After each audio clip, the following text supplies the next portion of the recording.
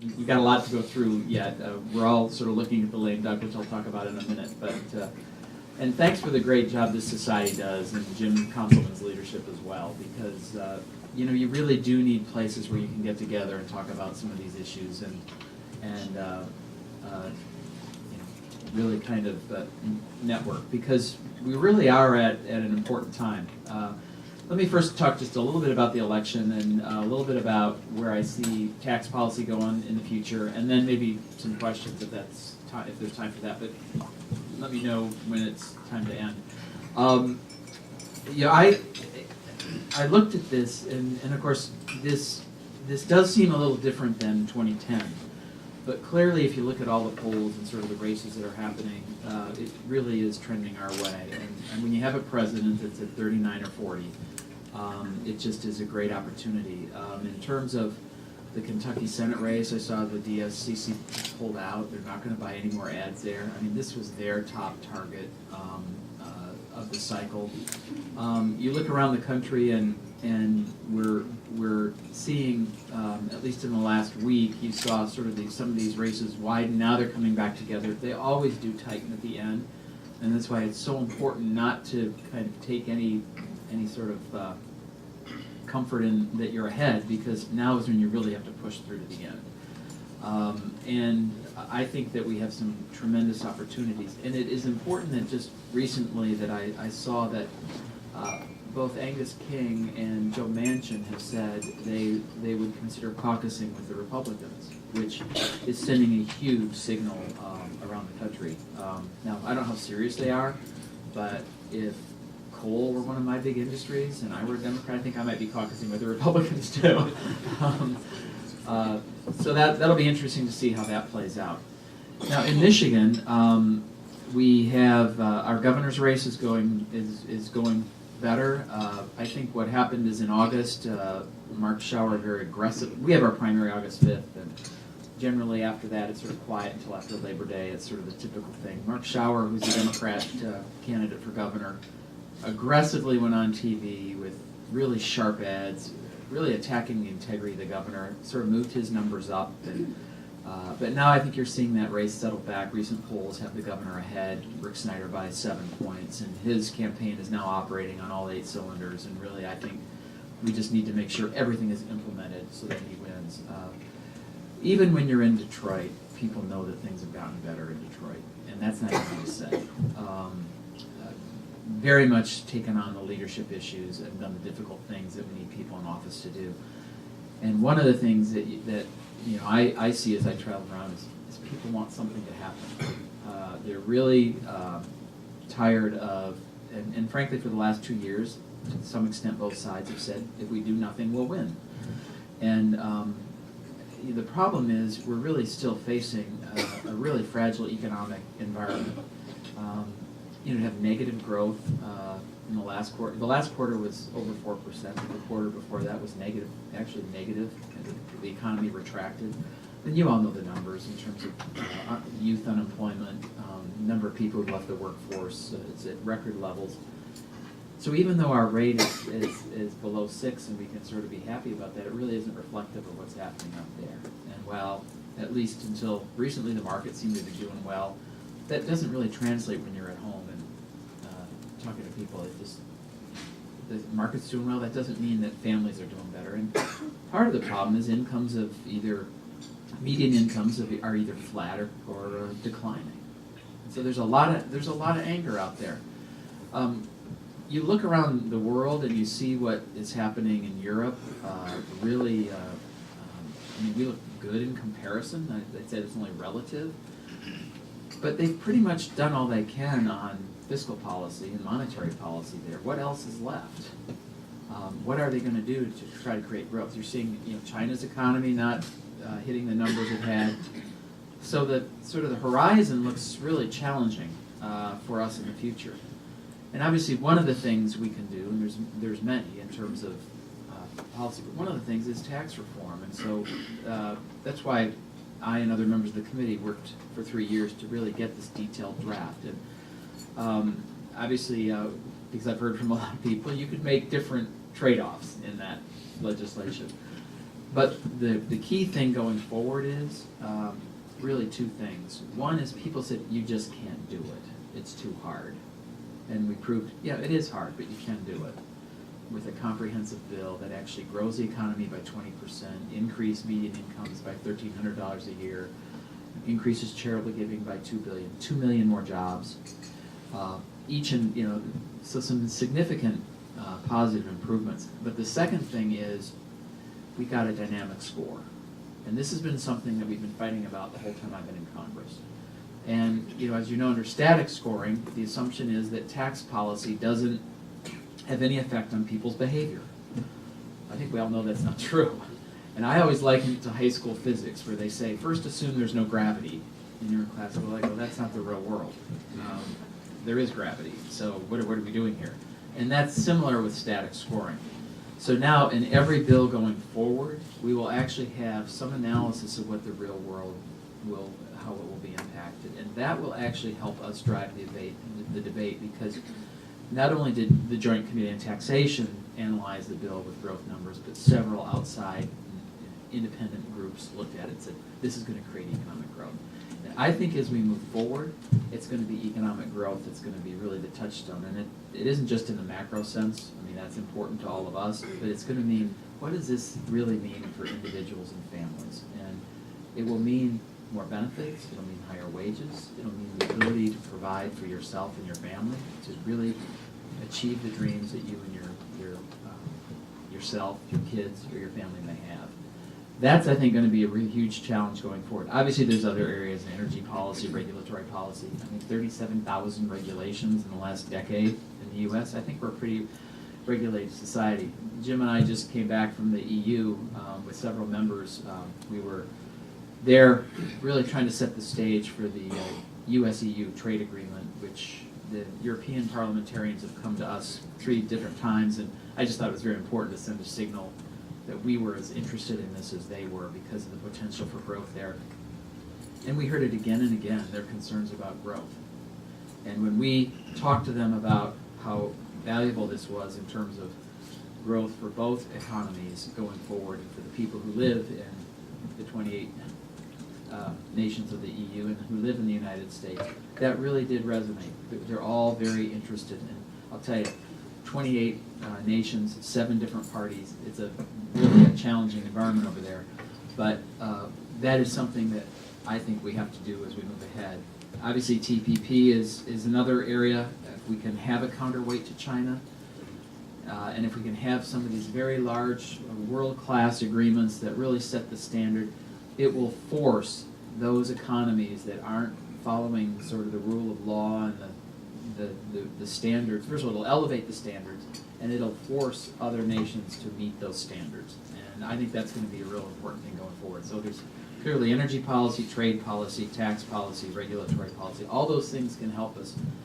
And I think as I travel around, I think voters do want, particularly the independents who really decide who's in the majority around this, who wins the White House, they want to see us do something.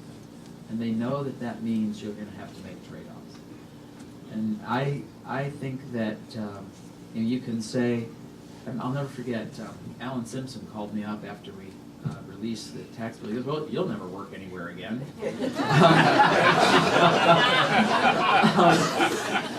But as I go around, people actually know that it wasn't perfect, but they're so grateful that somebody is trying to move the ball forward. And I think that that's what voters really want to see. They want to see what is your vision? What are you going to do?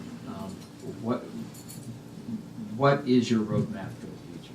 And I think, actually in Michigan, I think it was a real turning point in our debate between, sort of is emblematic of where the Democrats are and where we are. Mark Schauer was pretty much on talking points. The governor was able to describe not only what he did, but in detail his vision for where he's going to go in the next 4 years. And I think that's what people want to see. That's what they want to hear about. And I don't think that they're going to be satisfied. Now, in terms of tax reform, I think whether it's 1 year, 3 years, or 5 years, it's going to happen. And it's going to follow a model very similar to what the committee draft put out. I mean, like to use car analogies. I see Tori's here. Well, that's the chassis, and you may change the grille or the taillights, but the chassis is going to be very similar to the draft that was put out there. And because we had growth of about 700 billion over the window, that gives you some flexibility in terms of what you might do in a new version or 2.0 or this version with changes. In terms of extenders, one of the things that's kind of hard to predict, and as you know, you get asked by all of your employers, I get asked everywhere I go, what's the lame duck going to look like? I said, well, predicting a legislative session is really not a very productive exercise, but we really do have to find out what the election does, because that either we're going to have a very short lame duck, or we may have a longer lame duck. But I think under either scenario, we're going to have to do something on extenders. And obviously, I've been pretty open about the fact that I want to see permanent policy there. I want to see where we can get it, permanent policy. Again, we're the only nation in the world that has tax policy that expires. No other country does that. And so you might wonder, well, why are we doing it? If nobody else does it, it might really cause you to reconsider that. So to the extent we can do that, and that would obviously be a negotiated thing. It depends who's in control and whether much of that negotiation occurs now. But I don't know how you go over into next year not having addressed at some level the extenders. We know at least what the Senate committee has done. In the House, we've actually had floor votes, and on permanent policy, we've had significant bipartisan participation in all the permanent policy that we want to do. So there's clearly some ground for that. So we go into the negotiation with a House position. We're going to go into the Senate if the Democrats retain control, which I don't think they will, but if they do, not knowing really where the full Senate is. And if Republicans control, they'll just have a bigger seat at the table. I think it could, if we win the Senate, it'll be much more like a 2010, I think, negotiation. And that's fine with me. I think that would work out great. So with that, we were talking about going through the last years, and one of the things you can't keep is all your casework, because there's Social Security numbers and confidential information. So we have already shredded 10,000 pounds of individual casework, but you have to kind of go through it all, and it's really funny going back. You actually do really remember all of these cases and all of the problems people had, and going through it. It's really a history. I've got about 49 boxes that are about 3 feet by a foot and a half, filled with press clips. And initially we thought, well, this is all online. We're in a modern society. And then we realized the Ogemaw County Herald is probably not online, and will never be online. So we're going through all of that in a painstaking way, and it is amazing, and we're all having a lot of fun laughing at all the sort of issues that have come up, local issues and press clips, because we kept every press clip, not just about me, but about any important issue in the district for 24 years. Wow. So there's a lot to look at and go through, but we're all painstakingly going through it. And then all my papers are going to go to the University of Michigan, which has a school of public policy that really keeps the public records of public officials in Michigan. So that's where it all goes. But there's certainly a lot there, and you realize all of the effort that has gone into sort of moving this forward, and it's a team event. So it's great to see Joanna and Rob here. Certainly, Jim's still on the clock, so he's got to keep going. But anyway, thank you for this. I know we're all looking forward to an interesting fall after the election. A little bit of travel with Ripon, but if there's any questions I can answer, I'd be glad to do it. So thanks much.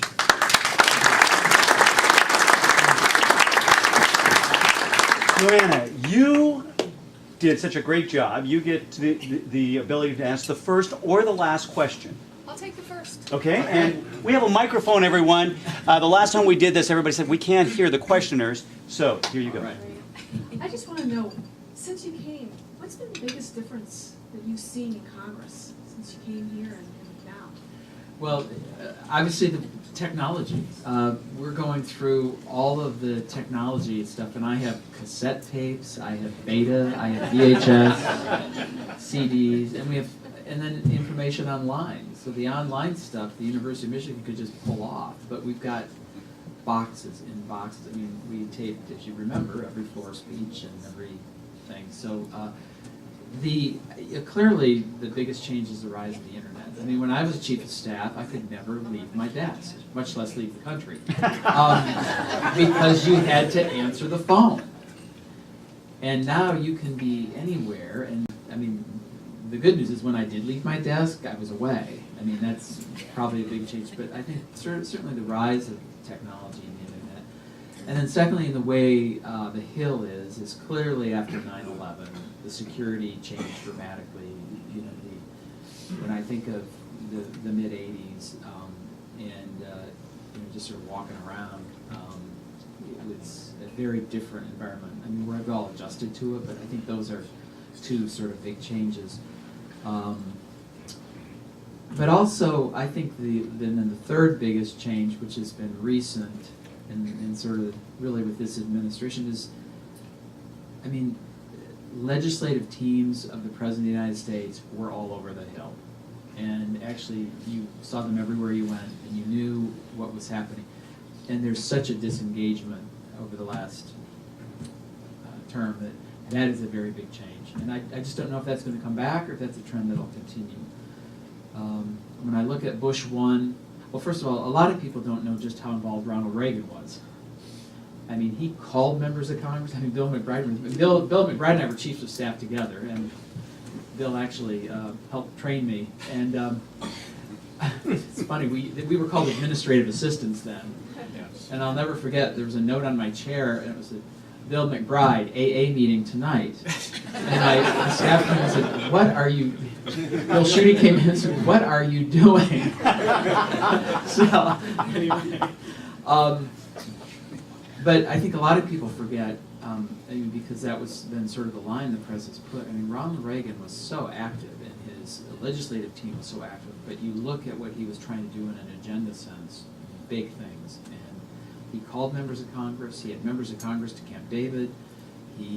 And I remember when the Farm Bill, I remember telling people, do not have the president call. We're not ready to, you know, we can't tell him yes yet. And I remember just saying, it's not a good time for Ronald Reagan to call. And of course, that just isn't the case now. And obviously, with George Bush, think of the number of vetoes that we sustained when George H.W. Bush was there, in a minority.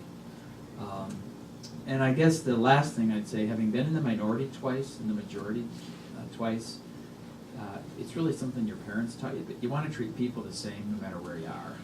And obviously, the golden rule is still one of the biggest rules to live by. And that sort of helps, because you never know when you're going to find yourself in the minority again. And obviously, in January 3, I'll be in a minority of 1. So, but you do want to make sure that that's how you sort of conduct yourself in that question. Yeah.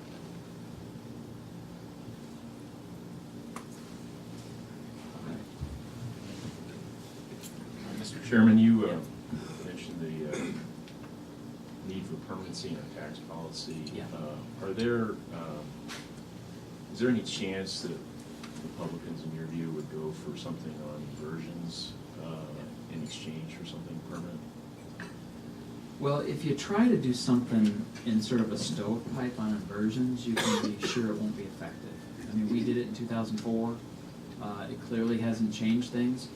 Even with what the administration's tried to do on inversions, companies are still moving forward. You know, and even in the letters the Secretary of the Treasury's written me and in phone conversations, he admits the best thing we can do is lower rates.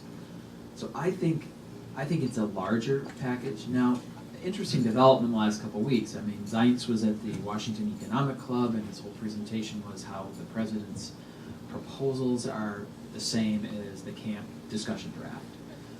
Then Gene Sperling wrote an op-ed the other day saying, I wish he'd done it when he actually was in the White House, but saying how similar the two approaches are. Now, you don't know if that's just to sort of give something to the business community before the election so they are reassured or whether these are serious developments. But there is no reason why we can't move forward on, I mean, the Democrats call it business tax reform, which is corporate and individual in the sense of pass-through entities. But again, I think Treasury has done a lot more work than they've admitted. And as I said at one forum, I think there's a draft in the drawer over at the Treasury Department. I wish they'd pull it out. And I think that's true.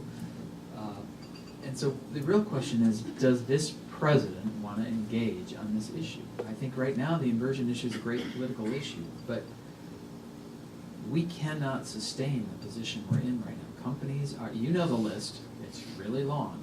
And I try to explain to some of my Democrat friends, you know, they do have a fiduciary responsibility. This is not just, oh, we're trying to game the system or we're trying to just maximize. They have a fiduciary responsibility to make these decisions, and so they cannot ignore. Now, I do think in the public place, there's sort of a rectangle of what is legally permissible, and then inside of that I put an oval of what is acceptable to the public. And that is a changing dynamic right now. I mean, you looked at Walgreens, you're thinking, well, we're in the public place. We're not sure we can do that. But Burger King's moving forward. And the reason that just this sort of standalone inversion bill won't work is Burger King's creating a third entity. So anything you do isn't going to change that. So they can keep going forward. But if we had a lower rate, and look, this is not just me saying, it's years of testimony before the Ways and Means Committee, with businesses and CEOs and practitioners saying, if you lower the rate, that obviously takes away the incentive to do that. And many of them settled on 25 as the rate that would be the most ideal to really take away the advantages of doing that. You also have this development in Europe where they're looking very hard at the profits that U.S. companies are making and the amount they're contributing. I don't know if you saw Starbucks is going to voluntarily make some sort of payment in England. You saw Amazon is being criticized for a tax agreement they made in Luxembourg. And so the EU and the countries over there, nations over there, are really sort of changing the dynamic on this. So I'm not sure that that approach would work. We really need to do more. So, yes, Wendy. Well, it's also good to see Don Carlson here, who works with Chairman Archer. He's a great leader. So. Well, I appreciate your comments on tax, and many of us have worked with you over the years on healthcare issues as well. And I'm sitting here thinking, as you look back on the past and as you're looking forward to the next stage in your life, what do you see as sort of the next big healthcare issue that actually is going to happen? I mean, I know you've spent a lot of time on premium support and Medicare, and you know, device tax is still sort of out there. There's a lot of things that could happen. What do you see happening in the next year? Well, I think immediately, at some point, I don't know whether it's a repeal vote and a veto, but we're going to have to get to the problems in the Affordable Care Act because they're huge. I mean, we still don't know who's signed up. I mean, I can't tell you how many young people, but the guesses that we all get are that they are not meeting their targets and that the premiums are going to be much more expensive. The other shoe that's going to drop is people who have received subsidies that don't qualify for them, and their refund is going to get attached. And you're going to have a lot of difficulties, not to mention all the other structural problems with the Affordable Care Act. So I think that's an area in the healthcare group. I mean, there's obviously many, many other issues. And I will say this, before 2009, as you know, our members, it's not really the biggest Republican issue, but as we drafted a bill and ramped up for that debate, our members got very comfortable talking about health care. Now, there's been quite a turnover since 2009 in the Congress, so we have to start all over again on that. But I'm confident that our members are capable of engaging that issue and talking about it. And when we have engaged on healthcare issues, I mean, look, the Medicare debates of '96, we actually won the senior vote. I think if you look at 2010, we actually won sort of a lot of that describing what had happened to Medicare there. But I think we're going to have to, as a party, decide that we're willing to engage on addressing the problems with the Affordable Care Act. I don't see a total repeal happening, even if we win the Senate, because of the 60 vote issue. So. One last question. Sorry. Go. I'm sure I don't need a microphone. All right. No, we obviously appreciate all of your leadership you've shown on the trade issue as well, tourism, and obviously a TPP and the other things we talked about. Have heard some rumors about a push to try to move TPA and lame duck along with extenders, and obviously the U.S. automakers have some concerns over some issues with TPP. So just interested in your thoughts on TPA and TPP. Well, I've been pretty vocal about no TPP without TPA. So we've got to put those in the right order, and I think the administration is finally there. There are some important meetings going on with regard to TPP right now. There's this ministerial in Sydney,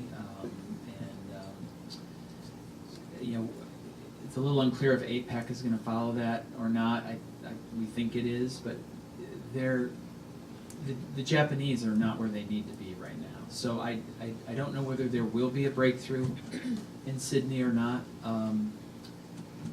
Clearly Abe's public comments would indicate that he was ready to do these things. I just don't know if he's able to deliver on that. So TPP is still not ready to go.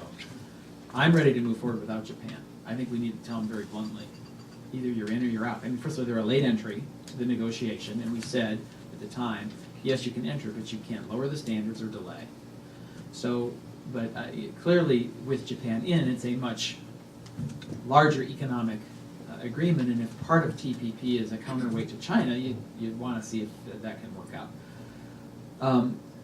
TPA is really up to the administration now to engage. We have a really good bipartisan TPA proposal out there, and in many of those negotiations, Baucus and I were in the same place against the administration. So I don't know where they expect they're going to go. But in my view, we do need to conclude that. Now, whether it's in lame duck or shortly after, I don't think that's a huge problem. It will depend on the makeup there. But the important point is we're going to get TPA, and it's going to be a bipartisan vote. Because, again, these growth issues are so important that if we don't start structurally moving toward a place, because what it is about trying to really set some common rules. And if we don't start doing that, it's going to be much harder. And look, the growth is going to be coming from the ability to trade around the world for not just us, but everybody else. And that's where you get economic benefit and growth. So we'll have to see, really, the election's important there because, I realize with the Senate, you've got a different animal there, but it could make a difference sort of who's leading the issue as opposed to, and that will matter. But I feel good about where we are on that, and I'm confident that if it's not in the lame duck, it'll be shortly after. I can see reasons for both sides to get it done in the lame duck. I mean, frankly, some people would want it before they go into cycle, for example, in the next year. And as in the Senate, it's all about who's in cycle and who's out of cycle.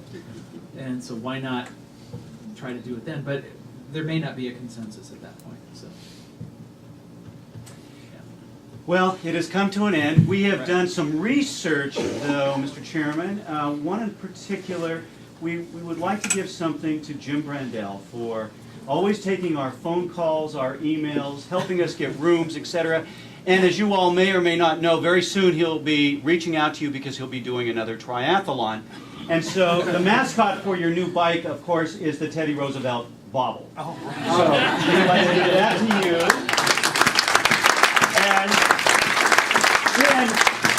And in talking to your staff, we wanted to give you something very appropriate. You've been always so generous with your time and been a great friend. And Jim Brandel said, for God's sakes, do not give him a Teddy Roosevelt bust. We have no room, we have no boxes, we have, what'd you say, 49 boxes already? So we got something for one of the unsung heroes in your family, a little Havanese named Emmett. Emmett is their dog back in Michigan, and so on behalf of the Ripon Society, 50 years of pets and presidents at the White House to Emmett, and who is great on them.